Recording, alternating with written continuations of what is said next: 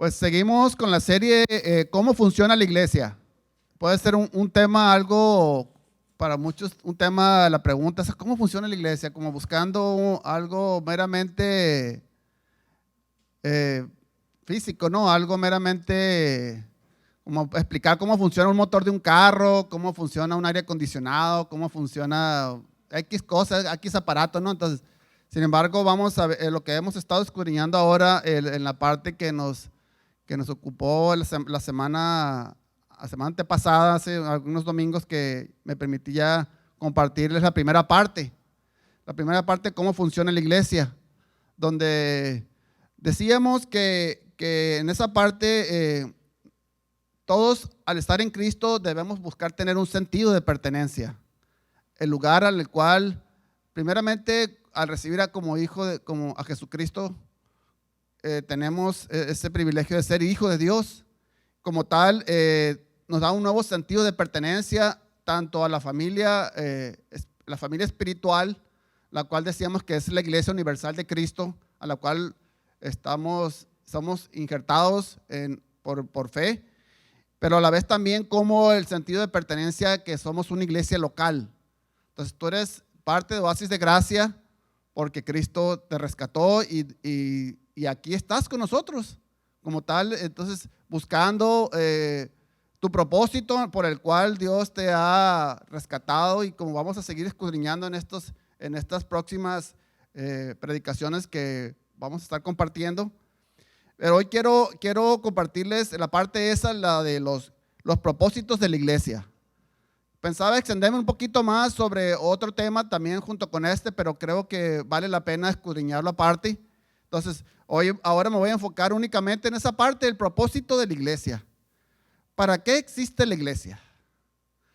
Pues es algo que te invito a que reflexiones, que juntos aprendamos pues afianzarnos en estas verdades, porque a veces se nos olvida, a veces se nos va en el ir y venir en el diario vivir, a veces se nos olvida estar recordando constantemente estas verdades que son fundamentales para nuestra vida como creyentes.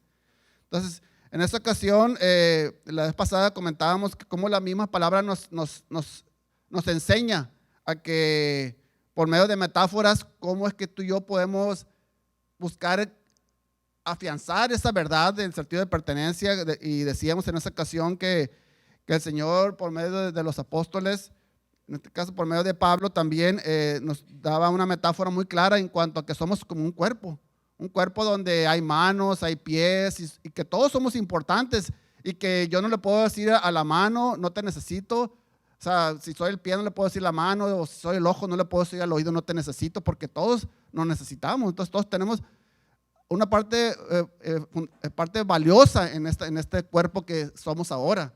Entonces también decíamos otras metáforas, como somos también como un edificio, piedras vivas, que también somos como la novia de Cristo. Entonces, metáforas que nos estuvieron ayudando a entender qué tan amados y apreciados somos por Dios, y cómo el lugar, el puesto que yo tengo dentro de la iglesia es algo que es de suma importancia valorarlo, recibirlo y practicarlo. Pues que nadie se menosprecie por decir, no, es que yo no sé esto, porque como no sé tal cosa, no soy importante. Es algo que dice Pablo. Entonces es algo que ahorita te invito a que lo reflexiones. Si tienes un año en la iglesia, si tienes 20 años en la iglesia y todavía no has descubierto cuál es esa parte que te ocupa en cómo operar dentro del cuerpo, pues es lo que vamos a estar escudriñando, cómo funciona la iglesia. Es lo que queremos estar descubriendo por medio de estas predicaciones. Entonces, ¿para qué existe la iglesia? Es la pregunta que quiero que traerte primeramente a la mente. ¿Para qué existe la iglesia? Entonces, para entender esta pregunta, pues nos vamos a ir a la Escritura, que ella misma nos va a ir aclarando que fue una palabra dada por el Señor Jesucristo. Vámonos a Mateo 28, 19 al 20, que nos da la visión completa y la gran comisión que Jesucristo dio a su iglesia. Es la gran comisión que Cristo es el fundador de la iglesia, decíamos. Es la gran comisión, donde ya muchos la hemos escuchado. Entonces, donde Jesucristo ya está, pues, por partir de este mundo. Dice, por tanto, vayan y hagan discípulos de todas las naciones, bautizándolos en el nombre del Padre y del Hijo y del Espíritu Santo, enseñándoles a obedecer todo lo que les he mandado a ustedes. Y les aseguro que estaré con ustedes siempre hasta el fin del mundo. Amén. Entonces, aquí vamos, esta es la primera parte que quiero que escudriñemos, que en cuanto a cómo funciona la iglesia, para qué existe la iglesia. Entonces, aquí Cristo nos está dando una misión, la gran comisión que Él quería dejar para todos aquellos que creyeran en Él, para todos aquellos que le siguieran como sus discípulos. Entonces, Jesús extiende este mandato en las palabras bautizándolos y enseñándoles. Entonces, en esta parte vamos a estar escudriñando pues palabra por palabra, pero en esta ocasión vamos a enfocarnos en la parte de donde el Señor Jesús está diciendo bautizándolos. ¿Qué implica eso para nosotros como iglesia? Entonces, Jesús se extiende de esta manera, lo que nos lleva a entender también que parte de los propósitos por los cuales Cristo nos ha conformado como iglesia, tenemos que tener atención en estos dos aspectos de cómo funciona la iglesia, para qué existe la iglesia. Y un primer aspecto que vemos aquí en esa parte de lo que resaltamos como bautizándolos, en la parte de bautizándolos está muy ligado con la parte del evangelismo. Puedes identificarte conmigo que para poder venir a Cristo, aun cuando dice la palabra que ya estábamos predestinados y estábamos escogidos desde antes del nacimiento, o sea, aún puedes conseguir conmigo de que alguien te tuvo que hablar de Cristo. ¿Estás de acuerdo? Que tus ojos y mis ojos tuvieron que ser abiertos por alguien que te habló y que te predicó, expuso la palabra de Dios. Entonces, en ese momento, Dios usó el Espíritu Santo para convencernos del pecado que traíamos. Entonces, en esa parte de bautizándolos, pues está muy ligado con la parte del evangelismo. Entonces, alguien me habló una vez a mí de Cristo, me evangelizó, creí por fe, el Espíritu Santo me convenció. Y el siguiente paso que el propósito del evangelismo es que aquel que confiese a Jesucristo sea bautizado también. Entonces, en esta parte, ahorita voy a ahondar más un poquito en esto, pero y en la otra parte que dice, la parte de la edificación, perdón, la parte de enseñándoles está muy ligada con la parte de enseñar cómo es que nos vamos cuando Jesús dice, enseñándoles a obedecer todo lo que les ha mandado. Entonces, cuando Jesucristo dijo, enséñenles a obedecer, nos está indicando también que es la parte donde lo que ocurre cuando nos reunimos, por ejemplo, hoy domingo, cuando nos reunimos a escuchar, a alabar al Señor. Entonces, hay dos partes en la que la iglesia, en la que tú y yo fuimos involucrados y que el propósito de la iglesia se cumplió porque fuiste rescatado, alguien te evangelizó y fuiste bautizado, pero una vez que fuiste bautizado, entramos a la parte donde ahora vienes a hacer esa parte de ser enseñado, pues. ¿Sí están conmigo hasta ahí? Necesitamos ser enseñados en la palabra de Dios. No es suficiente haber creído por fe.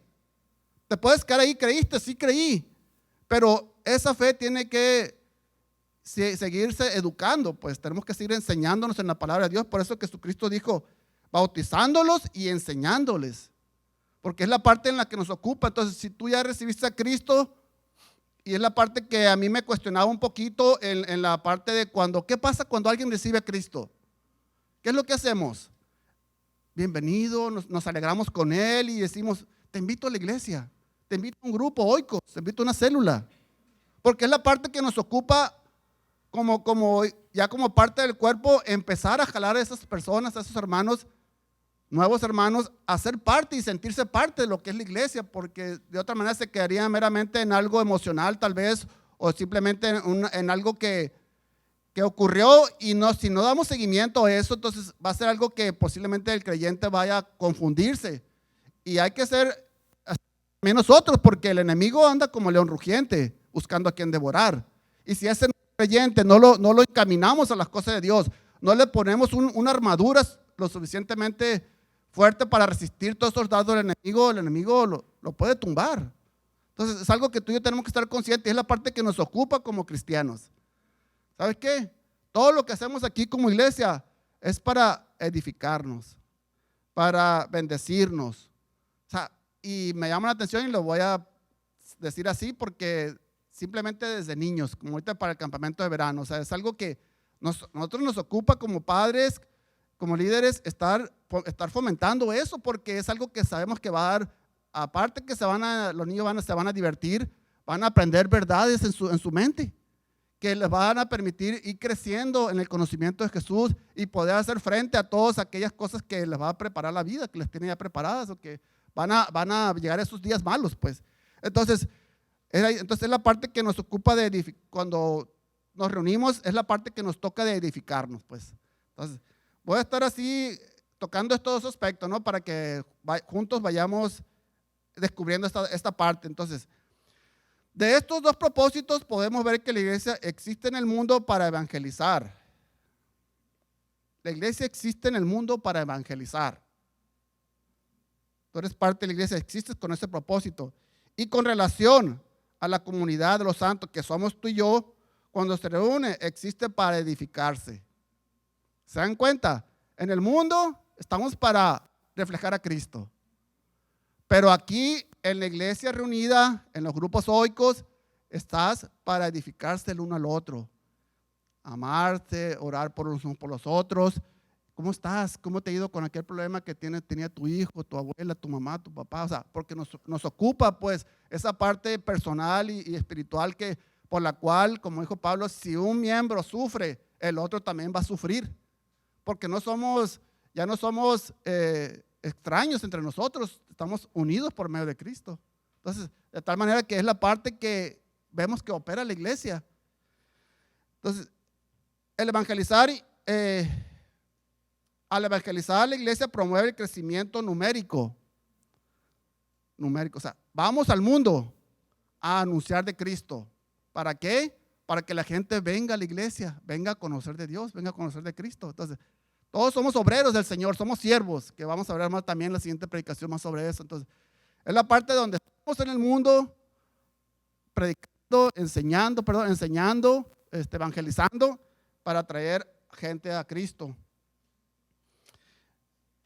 Entonces, el evangelismo promueve el crecimiento numérico, pero al reunirse promueve el crecimiento espiritual. Entonces, hay diferentes grupos, mujeres, varones, oicos, jóvenes, escuela dominical. Hay muchos grupos en esta iglesia que tienen ese propósito, edificarse, que seamos como una iglesia edificada. La palabra de Dios nos describe cómo hay un equilibrio en cuanto al por qué existe la iglesia. Entonces, vemos que Cristo la diseñó así. Él es el autor de la iglesia, Él la diseñó así para que pudieran haber discípulos de Cristo, no solamente gente que cree, sino que discípulo es aquel que sigue a Cristo. Entonces vemos con esa parte es primordial, es de ocupación primordial para nosotros el descubrir la función de cada miembro de nuestro cuerpo, en esta parte de la parte espiritual. Pues sabes que yo tengo este don, entonces lo voy a poner al servicio del Señor. Entonces como tal me ocupa de estar activo pues en las cosas Dios me está llamando para servirle pues.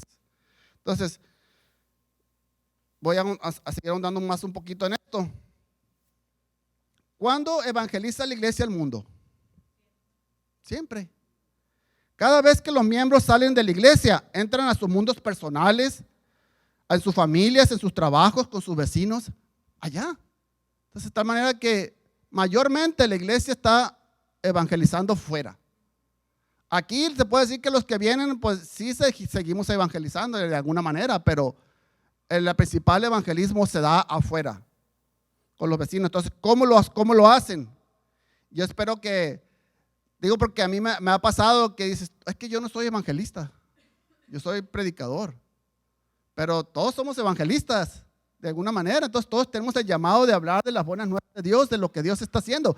Y por medio de estos puntos que les voy a compartir, yo espero que te ayuden también, así como me ayudaron a mí, a que nos caiga el 20 de que todos somos evangelistas. ¿Por qué? Por esto que les voy a aclarar. ¿Cómo lo hacen? ¿Cómo evangelizan los cristianos? Primero, con nuestra manera de vivir en santidad. Entonces, por nuestro amor y manera de tratar a los hermanos, por nuestras palabras sabiamente pronunciadas. ¿Se dan cuenta? Cómo ni siquiera tenemos que a veces hablar de la Biblia a veces. Simplemente si ven a Cristo en ti, si ven que vives conforme a lo que dices creer, entonces van a decir, yo quiero eso. Yo quiero yo quiero recibir de eso y se acercan a ti. Y ahí Dios te da la oportunidad de hablarle a esas personas. Entonces, es a través de nuestra manera de comportarnos, pues, de nuestra manera de reflejar a Cristo, del amor que expresamos y de nuestra manera cómo abrimos nuestra boca también. Cuando nos reunimos para edificarnos, ocurre algo, hay una realidad entre nosotros, que debe haber una manifestación clara del amor de Cristo. Es algo que también ocurre, entonces, estamos ahora en la parte de edificarnos. Puede estar entrando, ¿no? En bautizándonos, evangelizar, y enseñándonos y edificar. Entonces, cuando estamos reunidos, debe haber una manifestación clara del amor. Y la verdad, yo cuando vine a la iglesia por primera vez, yo pude palpar de ese amor. Y siendo honesto, ya lo he compartido. A veces ya estamos tan acostumbrados a que llegue alguien que te abrace, que te apapache, que te diga cómo estás, que te vea a los ojos y que te reciba de una manera afectuosa entre nosotros mismos, los que ya tenemos algo de tiempo, que a veces se nos olvida que ya estamos en ese amor y que es algo que es natural en nosotros. Sin embargo, cuando me ha tocado pues gozarme, voy a decir, porque cuando hay gente que les preguntas por primera vez, alguien que traes por primera vez a la iglesia y le preguntas, oye, ¿cómo le fue a tu amigo, a tu persona? No, pues se sintió muy bien, dice que son una iglesia muy unida. ¿Cuál fue su primera impresión? Son preguntas que nos hemos hecho, ¿no? Y que hemos hecho a los que traemos a la iglesia. No sé si te ha pasado. Pero es importante, pues, cómo el fluir que hay entre nosotros debe ser en ese reflejar del amor de Cristo. Es algo que debe hacerse visible dentro del cuerpo. Es una evidencia más convincente de la verdad del Evangelio. Entonces, es algo que yo te invito a que si tú eres nuevo, no te espantes, que cuando alguien te llegue, te abrace, te apapache, es algo que se da entre nosotros, pero si tú ya eres parte del cuerpo de Cristo y te consideras una persona muy, muy reseca, voy a decir, para expresar esas cosas, pues pídele a Dios que te dé, porque es algo que necesitamos definitivamente, porque es algo que se debe dar dentro del cuerpo de Cristo. O sea, no venimos y así como viene alguien se va igual, o sea, sin saludarlo ni siquiera. O sea, buscamos a tener un acercamiento con los unos con los otros. Entonces, voy a pasar a otra pregunta. A la parte, ¿cuándo se edifica la iglesia? ¿Cuándo se edifica la iglesia? Voy a ahondar un poquito más sobre eso. Cada vez que se reúnen, cuando dos o más hermanos disfrutan de la comunión. Entonces, se dan cuenta, ayer estuvimos 11 papás nada más. No sé, siempre las mujeres nos ganan en ese aspecto de lo social. Los papás, no sé, de repente nos cohibimos y sí voy a ir, y de repente ahora no viene, no sé, algo que pasa con los varones, no sé. Al menos yo ya rompí con eso, gracias a Dios, y vengo a divertirme, entonces a disfrutar lo que preparan con mucho amor. Entonces, nada que ver, ¿no? Como el Día de las Madres, 70, 80 mamás, ¿no? Entonces, se la ponemos fácil, mamás, ustedes cuando tienen que festejar nosotros. Facilito. Llegan y no, pues, ahora estuvimos 11, tristemente lo voy a decir, pero no sé cuántos papás hemos venido a ver mamás, a lo mucho 20, 30 yo creo, y viéndonos muy a largo, ¿no? Entonces, así que papá, a favor de echarle ganas al próximo festejo, los vamos a estar esperando, así que para que nos sigan festejando y no se agüiten las mamás que somos muy, muy amargados o no sé. Entonces, ahí está. Entonces, los que tuvieron otros compromisos, igual se les entiende, ¿no? Pero la invitación siempre va a estar ahí. Entonces, son cosas que ocurren cuando la iglesia se reúne, nos edificamos. Nos pasamos bien, platicamos con quien te toque estar a un lado. Ahí se trata de estar en comunión, de disfrutar. Entonces, ¿cómo se edifica la iglesia? Voy a seguir ahondando un poco más en esto. También la iglesia se edifica al adorar al Señor juntos. Entonces, cuando tú y yo venimos a alabar al Señor, nos estamos edificando también. Al escuchar la palabra de Dios, como lo estamos haciendo ahorita, nos estamos edificando. Al ejercer los dones espirituales, ahorita los maestros están dando sus clases, se prepararon con anticipación, están ejerciendo sus dones y están edificando a la iglesia. Al tener comuniones entre los miembros del cuerpo de Cristo, preocuparse el uno del otro, así es como el cuerpo se está edificando continuamente. Entonces, como parte de estos dos propósitos que ya mencioné, para lo que existe la iglesia, que yo espero que ya nos está cayendo un poquito el 20, ¿para qué existe la iglesia? Que dijimos era bautizar, evangelizar o enseñar y edificar. El Señor Jesucristo nos comisionó. Lo podemos ver también como algo que quiero compartirles, que está muy ligado con estos dos aspectos también, que es lo que ocurre en la iglesia, cómo funciona la iglesia, cosas que practicamos y que son algo que nos edifica. Tiene que ver con algo que la Biblia llama ordenanzas. Salud. Son básicamente dos ordenanzas en las que hoy quiero compartirle. Y una de ellas es alguna que ya mencioné, que es el bautismo. No son opcionales para el creyente, pues. El creyente no puede estar un mes, 2 meses, 5 meses, 1 año, 5 años y si no, es que no me he bautizado porque todavía no estoy seguro. Oye, pues ahorita vamos a ver qué dice la palabra respecto a eso, porque son engaños que a veces tú y yo caímos a lo mejor en su momento, pero que ya queremos romper con eso. Entonces, una ordenanza es el bautismo y la otra ordenanza a la que voy a referir ahora es la Santa Cena. Son cosas que el Señor instituyó para que la iglesia celebrara. Ambas están relacionadas con estos propósitos de la iglesia que también vamos a escudriñar un poquito. Entonces, si estás conmigo hasta ahorita, el primer aspecto que es el bautismo. El bautismo, Cristo nos lo enseñó con su ejemplo. Se dan cuenta que el autor de la iglesia dijo, no solamente voy a dar la ordenanza, sino que además voy a poner mi ejemplo. Él se dejó bautizar.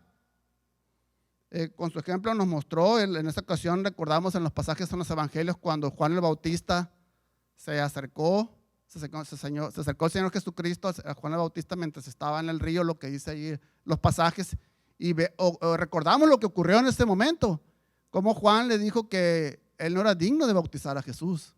Sin embargo, Jesús le dijo que es algo que tenía que ocurrir así. Entonces, en ese momento, cuando nuestro Señor Jesucristo fue sumergido al agua, dice la palabra que en ese momento se escuchó una voz del cielo, que este es mi Hijo amado en que estoy complacido. Entonces, ahí vemos la representación del Padre, del Hijo y del Espíritu Santo, donde una paloma también se posó, dice ahí. Entonces, vemos cómo este acto del bautismo, el acto del cristiano del bautismo, está influenciado por un rito judío. No nació ahí el bautismo, tenemos que saber que es un ritual que ya practicaban los judíos y que tenía que ver cuando los judíos, alguien que no era judío quería hacerse judío, tenía que pasar por este rito para convertirse al judaísmo y consistía básicamente en algo muy parecido a lo que practicamos nosotros. El nuevo convertido se ponía de pie en el agua hasta el cuello. Imagínense, ¿no? Vamos a estarlo imaginando. Le hago el agua hasta el cuello como que estás en una alberca o en el río. Y en esa parte se le leía, mientras estaba con el agua hasta el cuello, se le leía la ley. Mientras estaba ahí a ese punto. Era algo ceremonial, algo que la gente estaba ahí con respeto y todo. Después, él mismo se seguía sumergiendo al punto de que le tapaba el agua hasta todo. Entonces, esto era como una señal de que estaba siendo limpio de la contaminación del paganismo y había comenzado a vivir nueva vida en calidad del pueblo escogido de Dios. Entonces, es algo en lo cual ya se practicaba antes en el judaísmo. Entonces, vemos cómo ahora con Juan el Bautista es algo que el Señor Jesucristo dijo que era bueno que la iglesia lo practicara y nos los dejó, nos dio esa ordenanza de que todo aquel que recibe a Jesucristo tiene que practicar esto. Entonces Cristo, al ser bautizado como hombre sin pecado, se identificó con nosotros, la raza humana. Filipenses 2:7 dice, por el contrario, se rebajó voluntariamente, tomando la naturaleza de siervo y haciéndose semejante a los seres humanos. ¿Qué nos dice aquí la palabra? Que él ya habitaba con Dios, él ya habitaba en la presencia de Dios, pero dice que decidió voluntariamente rebajarse, a ser como nosotros. ¿Para qué? Para mostrarnos el camino al Padre.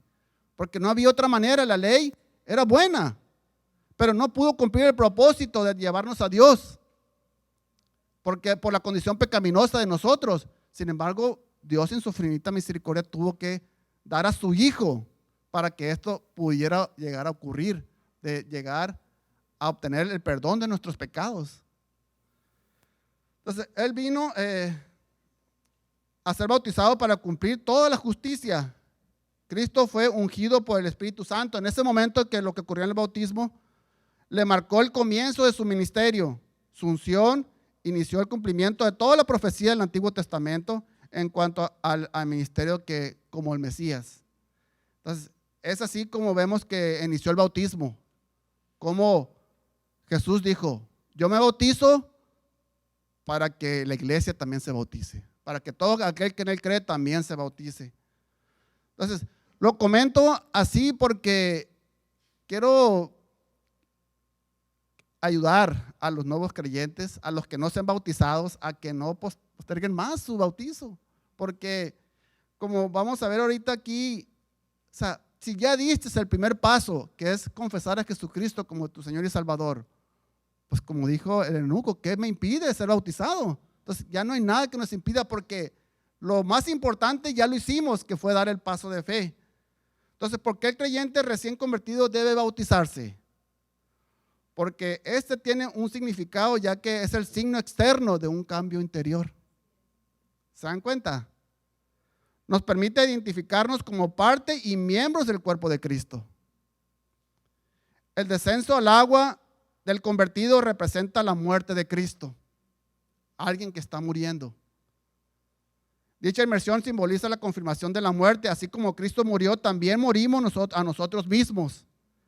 El ascenso del agua significa que la muerte ha sido conquistada. Amén. Entonces, son verdades y promesas que las hacemos palpables entre nosotros, porque somos muy incrédulos por naturaleza. Necesitamos hacer algo físico para que nuestra persona, nuestra mente capte algo simbólico, de tal manera que nos ayude a creer lo que estamos dando por fe. Porque el Señor Jesucristo dijo que lo tendríamos que hacer para recordar.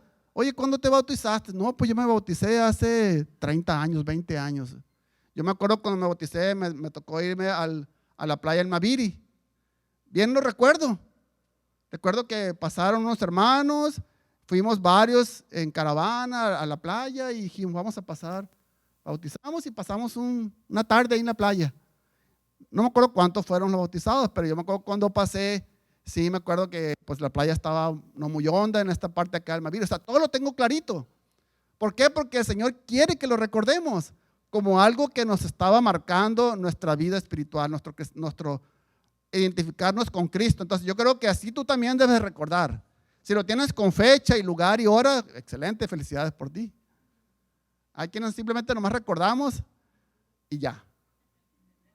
Entonces, hay quienes son muy explícitos, no, yo me acuerdo que llevaba una bermuda, llevaba 3 chanclas, o sea, hay quienes son muy explícitos y que pueden recordar exactamente cuántos años tenían, si estaban solteros, si estaban casados, etcétera, ¿no? Pero lo que voy es que tú y yo debemos recordar eso, porque es algo que fuiste obediente a Cristo, pues, a lo que la palabra nos enseña. Te identificaste con Cristo. En Romanos 6, 4 y el versículo 11 dice, por tanto, mediante el bautismo fuimos sepultados con Él en su muerte. Fíjense bien.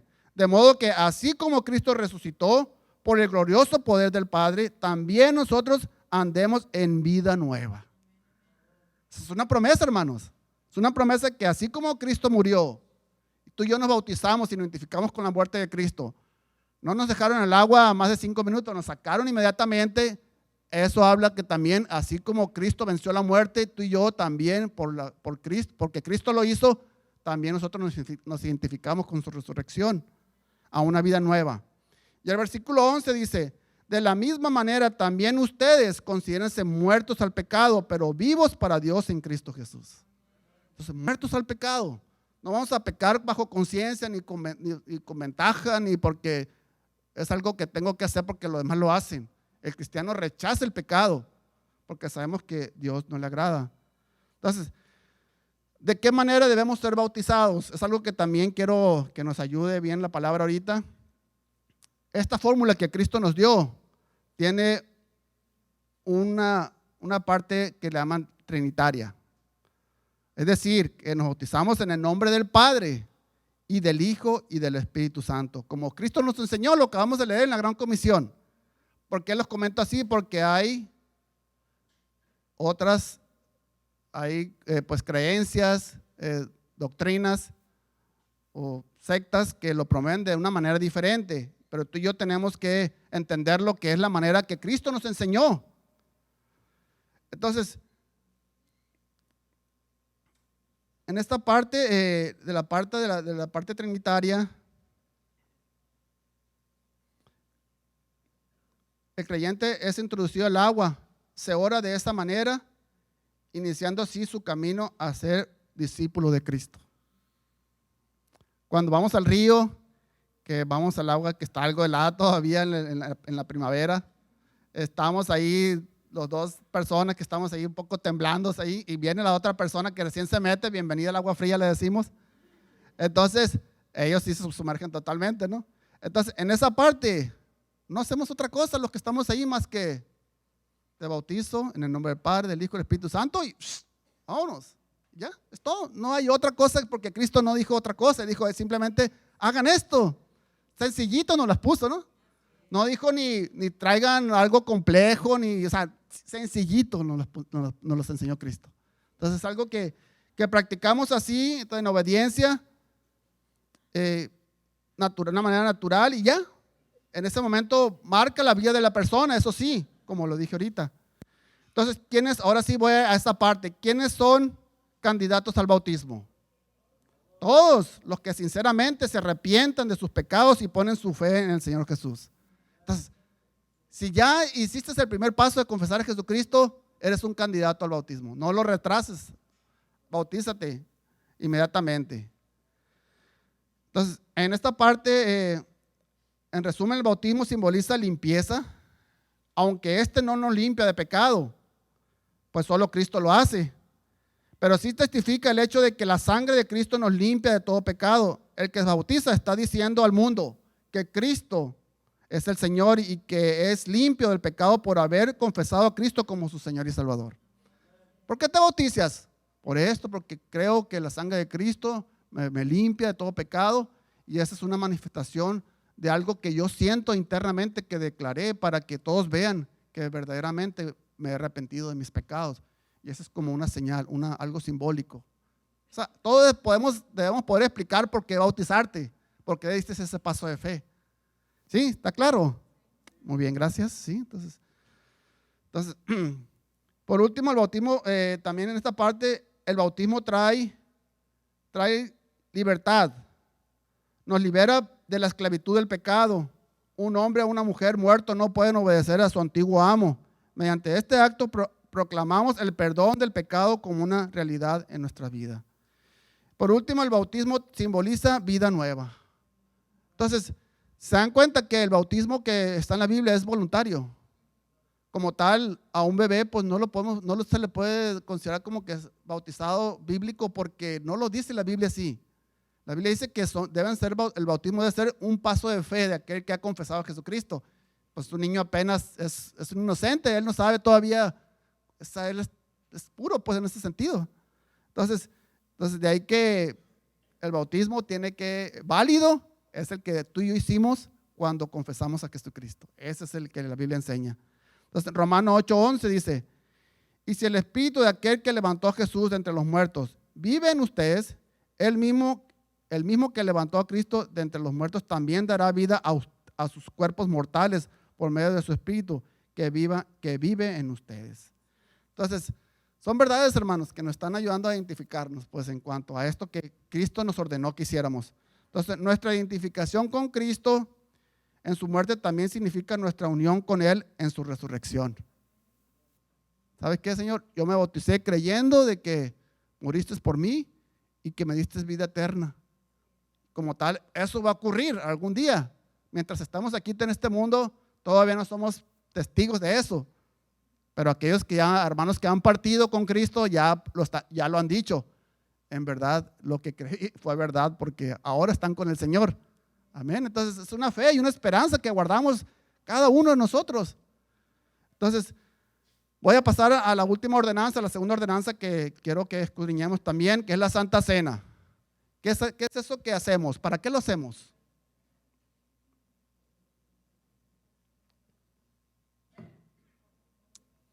Pues esa también fue una ordenanza de Cristo. Entonces, la Santa Cena es un rito distintivo de nuestra adoración cristiana. Es algo solemne para nosotros. Cristo lo instituyó en la víspera de su muerte. Recordamos los pasajes, tú lo puedes ver esto en Mateo y Marcos y Lucas, los evangelios. Fue durante la fiesta de la Pascua, o que también llamaba como los panes sin levadura, que era una tradición meramente judía, que conmemoraba la salida de Egipto. Pero fíjense cómo ahora el Señor Jesucristo instituyó la Santa Cena, la Cena del Señor, como para conmemorar el sacrificio del Cordero que Él mismo representaba, el Cordero de Dios en la cruz para la liberación de la esclavitud del pecado. El Señor le dio un giro a esta tradición también. Dijo, ya no más. O sea, aquellos que han recibido a Cristo no van a celebrar la Pascua como tal. Ahora la Pascua en la cual representamos, o que tú y yo celebramos, se ha convertido en la Santa Cena. En el sentido de que estamos recordando ese sacrificio que Cristo hizo en la cruz. Algo que estaba anunciando el Antiguo Testamento y que ahora en Cristo se cumplió. Ahora bien, ¿cómo hacemos la Santa Cena? Creo que la mayoría de los que estamos aquí hemos participado de la Santa Cena aquí en esta su casa, Oasis de Gracia. ¿Cómo lo hacemos? Mediante dos símbolos, que son el vino, la copa y que representa su sangre, y mediante el pan que simboliza el cuerpo. Y vamos a leerlo en Mateo 26, del 26 al 29, para reforzarlo con la Biblia. Dice, palabras de Jesús, dice, mientras comían, Jesús tomó el pan y dijo, luego lo partió y se los dio a sus discípulos, diciéndoles, tomen y coman, esto es mi cuerpo. Después tomó la copa, dio gracias y se lo dio a ellos, diciéndoles, beban de ella todos ustedes. Esto es mi sangre, el pacto que es derramada por muchos para el perdón de pecados. Le digo que no beberé de este fruto de la vid desde ahora en adelante, hasta que el día que beba con ustedes el vino nuevo en el reino del Padre. Amén. Es una promesa del Señor Jesucristo. ¿Para qué lo hacemos? También la misma Biblia nos contesta, 11:26, 11:24, 1 Corintios 11:24 al 26. Y después de dar gracias, lo partió y dijo, son palabras de Pablo citadas de ese pasaje del Señor Jesús, esto es mi cuerpo entregado por ustedes, hagan esto en memoria de mí. De la misma manera tomó la copa después de cenar y dijo, esta copa es el nuevo pacto de mi sangre, hagan esto cada vez que beban y cada vez que beban de ella en memoria de mí. Porque cada vez que comen de este pan y beben de esta copa, proclaman la muerte del Señor hasta que Él venga. Por lo tanto, cualquiera que coma el pan o beba de la copa del Señor de manera indigna, será culpable de pecar contra el cuerpo y la sangre del Señor. Así que cada uno debe examinarse a sí mismo antes de comer el pan y beber la copa. Porque el que come y bebe sin discernir el cuerpo, come y bebe su propia condena. Entonces, nos está marcando también aquí la Biblia cómo es que debemos celebrarlo. De manera, confesarnos. Si ya Cristo murió por ti, por tus pecados, y hay algo en tu corazón, tienes que confesarlo. Obviamente, pues es algo que si alguien no ha recibido a Cristo, es una oportunidad también para venir a Cristo cuando proclamamos la Santa Cena. Entonces, la celebramos para conmemorar o recordar su muerte. Para eso lo estamos haciendo. La muerte hasta que Él venga por nosotros. Entonces, ¿puedes imaginar cómo va a ser ese gran día? Yo creo que no. Yo no lo puedo imaginar. ¿Cómo va a ser ese gran banquete que el Señor ha preparado? El pan y el vino constituyen un cuadro de muerte, la separación de la vida del cuerpo, la separación de la carne y la sangre. Cuando nos acercamos a la mesa del Señor, fíjense bien, es algo que tú y yo venimos. Pasan los sugieres repartiendo entre los elementos. En ese momento tienes los elementos en tus manos. ¿Qué está ocurriendo en ese momento? Cuando nos acercamos a la mesa del Señor, recordamos todo lo que ha hecho por nosotros. Cerramos nuestros ojos, recordamos lo que el Señor hizo por ti, el perdón de los pecados, la vida eterna que te ha ofrecido, sanidades, provisiones, su fidelidad y todo eso. El cristiano no debe decir como que, oh, ya me lo quiero comer, tengo hambre. O sea, el cristiano está como en ese momento recordando, Señor, recuerdo que tu palabra dice que tú muriste hace 2000 años en la cruz.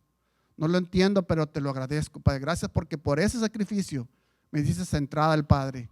Ahora soy tu hijo y me has limpiado de todo pecado. Gracias porque me estás sosteniendo cada día de mi vida. Y ahí está el cristiano agradeciendo, desbordándose delante del Señor, porque es algo que está ocurriendo en ese momento. Entonces, no es algo a la ligera, pues sé que quisiéramos traerle vino de cosecha en 1950, es un vino muy potente, ¿no? O traerle un pan integral de 7 granos, no sé, algo cada. Le tenemos un juguito de ese que compramos ahí en el Oxxo y una galletita salada, o sea, porque es algo simbólico, pues. Si algún día lo podemos hacer así muy, muy bonito, también es bienvenido, pero no importa los elementos, sino lo que representan. Es lo que tú y yo debemos recordar en ese momento. Entonces, así es como lo hacemos. Entonces, es mediante esa parte de que estamos recordando conmemorando la muerte de nuestro Señor Jesucristo. Entonces, si mediante el bautismo anunciamos al mundo que somos de Cristo, cuando celebramos la Santa Cena, participamos de la unión y comunión con el cuerpo de Cristo, diciendo, soy de tu iglesia, Señor, soy parte de tu iglesia. Por eso estoy celebrando y recordando esto que tu iglesia está recordando, porque necesitamos recordar y recordar, porque se nos olvida. ¿Por qué estamos aquí? ¿Qué hizo Cristo por ti? Esto también nos hace recordar el nuevo pacto en el que creemos en la muerte expiatoria de Jesucristo. Ahora bien, ya lo leímos ahorita, pero ¿hasta cuándo lo vamos a celebrar? Hasta que Él venga, ¿no? 1 Corintios 11:26, ya lo dije ahorita. Recordarlo hasta que Él venga. Es algo que, entonces, aquí en su casa Oasis de Gracia lo celebramos una vez al mes. El primer domingo del mes, exactamente. Pero si un día alguien quiere lo hacer, quiere el segundo, el último día, no pasa nada. Incluso en las células, en los grupos oicos, si lo quieren hacer, hay libertad de hacerlo, porque donde estén 2 o más, lo pueden hacer. Entonces, se dan cuenta que es algo que nos ayuda a recordar. Entonces, hasta que el Señor venga, en resumen, hasta que vemos cómo tú y yo podemos reflexionar en ese sacrificio de Cristo, hacia adentro para purificación de nuestro corazón y hacia alrededor porque conmemoramos su comunión. Lo voy a repetir porque se me hizo algo interesante. Cuando tú y yo estamos celebrando la Santa Cena, dice que ocurre esto. Estamos viendo hacia adentro para purificación de nuestro corazón, pero también estamos viendo celebrarlo con los demás, alrededor para conmemorar nuestra comunión con nuestros hermanos. Y vemos hacia adelante, puesto que es una celebración de la esperanza de la venida de nuestro Señor. O sea, todo eso guarda la Santa Cena. Algo que tú estás celebrando muy íntimamente, algo que estás celebrando junto con otros que también creen en lo mismo que tú y a la vez hacia el futuro, pensando en algo que va a ocurrir todavía, que el Señor dijo que va a ocurrir. Entonces, ya voy a resumir con esto. ¿Para qué existe la iglesia?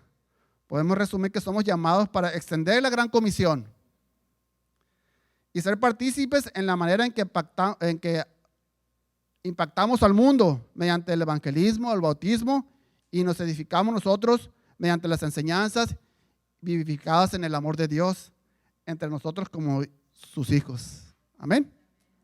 Bueno, pues yo espero que esta palabra haya aclarado la pregunta que hice al principio: ¿para qué existe la iglesia? Entonces, poco a poco vamos a ir entendiendo más, porque si tú eres nuevo y tienes tiempo en la iglesia, que sepas cómo funciona la iglesia. Y si no te ha caído el 20, pues que te caiga el 20, que te ayude a caer el 20, cómo es que funciona la iglesia. Porque nosotros, Oasis de Gracia, somos un modelo de esto que estoy predicando. Entonces, es como tal. Entonces, muy bien, pues ayúdenme a orar juntos. Vamos a inclinar nuestros rostros y a encomendar este tiempo al Señor igual. Padre, gracias porque tu amor es infinito, Señor. Podemos ver, Señor, que hoy tú nos has reunido para mostrar y experimentar este amor entre nosotros. Gracias, Padre, porque nos has mostrado, Señor, y por medio de tu palabra, tú dejaste algo muy, muy claramente establecido, Señor, para nuestro crecimiento, para que cumplamos el propósito por el cual fuimos alcanzados, Señor, que es llevar tu palabra, Señor. El propósito fuera de este recinto, Señor, es impactar al mundo, evangelizarlo, Señor, y para que luego pueda bautizarse también el creyente que ha creído y confesado de ti. Padre, te pedimos que nos ayudes, que por medio de nuestra vida misma podamos reflejar a tu Hijo Cristo Jesús. Que no haya necesidad, Señor, de abrir nuestra boca con citas bíblicas, que más bien a través de nuestra manera de vivir, de nuestro comportamiento, de cómo nos movemos, Señor, otros puedan verte a ti, Señor Jesús, reflejado en nuestras vidas. Así que gracias, Padre, porque es el testimonio, Señor, lo que habla, Padre, de lo que tú eres para nosotros. Así que ayúdanos por medio de tu Espíritu Santo a conducirnos, Señor, de una manera santa como a ti te agrada, Padre. Así que ayúdanos, Señor, y te pedimos también que que cuando estemos unidos entre nosotros, cuando estemos reunidos, podamos vivenciar, Señor, este amor que tú nos has dado, un amor sacrificial que hemos visto, Señor, de parte tuya, y que podamos experimentarlo también, Señor, y aquellos que vienen por primera vez puedan también ser partícipes de ese amor, Señor, que tenemos para compartir los unos con los otros. Así que gracias, Padre, porque por medio también de las ordenanzas que nos diste en cuanto al bautismo y la Santa Cena, Señor, es algo que lo hacemos, Señor, para recordar lo que tú hiciste, Señor, hace 2000 años, donde por medio del bautismo, Señor, te identificaste con la raza humana, Señor, y a la vez nos mostraste esa humildad, Padre, que necesitamos también nosotros practicar. Y a la vez, Señor, por medio de la Santa Cena, estás recordando, Padre, tu gran sacrificio, guardando la promesa de la vida eterna que en el gran banquete que habremos de tener, Señor, en el día que tú vengas por tu iglesia, Señor. Gracias, Padre, por todo lo que nos has enseñado. Permítenos retenerlo, poderlo exponer, Señor, a aquellos que lo requieran. Y también, Padre, te pedimos que nos bendigas. Bendigas a todos los papás, Señor, aquí reunidos, a los que no pudieron llegar. Bendice a Bruce también, Señor, allá donde está ahorita con su mamá, Señor, que le guardes, le bendigas y que todo vaya bien, Señor, bajo tu mano de bendición. Y gracias, Señor, que tú sigas bendiciendo a todos los papás, que les des sabiduría, dirección para dirigir a todos y cada uno de los hijos, Señor, a tus caminos. Te pedimos, Padre, que también bendiga, Señor, a esta semana que estamos iniciando, que tú traigas salud a nuestras vidas, trabajo, Señor, y todos nuestros planes, Señor, los podamos encomendar en tus manos. Gracias, Padre. Bendícenos y guárdanos en esta semana, Padre, que podamos regresar a la próxima reunión con más bendiciones, Señor, de las que nos has dado hasta ahora. Gracias, Padre, por todo. Recibe honra y gloria, Señor, en esta tarde. Todo te la damos y te la pedimos en el nombre de nuestro Señor y Salvador, Cristo Jesús. Amén.